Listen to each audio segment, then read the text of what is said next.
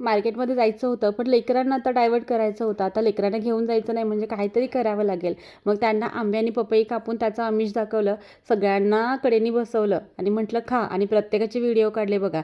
ह्या 2 लेकी आहेत माझ्या, आरू, अंशू. हा आहे माझा छोटा भाचा अव्यान आणि हा आहे माझी लेक रिद्धू आणि हा आहे माझा मोठा भाचा अद्वैत. अशा सर्वांना खायला दिलं आणि पटकन मी आणि मम्मी पप्पांच्या बरोबर निघालो. पप्पाने आम्हाला राजवाड्यावर सोडलं आणि हा आहे राजवाड्याचा एरिया. ही आहे गोलबाग.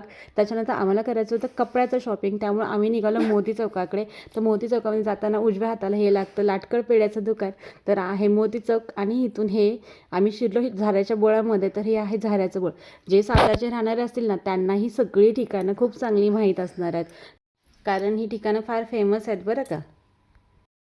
तर कपड्याचं शॉपिंग करायचं म्हणून 6-7 दुकानं उलटी पालती घातली बरं का.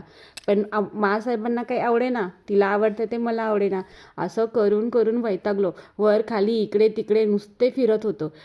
मासाहेबांचं प्लॅन चेंज झाला. त्यांच्या डोक्यात आलं की आता नातवांसाठी आर्मीचेच ड्रेस घ्यायचे.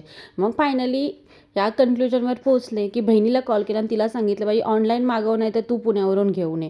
आणि माझी जबाबदारी तिच्यावर ढकलून मी पोहोचले राजपुरोहितमध्ये. तर राजपुरोहित म्हणजे माझं एकदम जवळचं आणि जवळचं ठिकाण बरं का.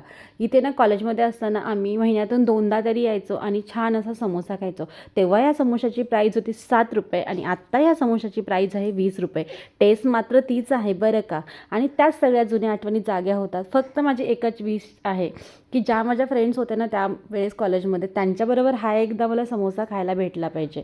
त्याच्यानंतर इथे आईसाहेबांना तिच्या नातवंडांसाठी घ्यायच्या होत्या काळ्या पांढऱ्या दृष्टाच्या बांगड्या. त्या बांगड्यांची शॉपिंग केली. आता बाहेर आलं म्हणजे लेकरांसाठी काहीतरी खायला नेलंच पाहिजे, नाहीतर काही खरं नाही बाबा. मग इथे पोचलो सद्गुरू वडापावला. तिथून छान असे गरम गरम वडापाव घेतले, थोडेसे मंचुरियन घेतले, घरी आलो. लेकरं पण खूश झाली, लेकरांना खायला दिलं.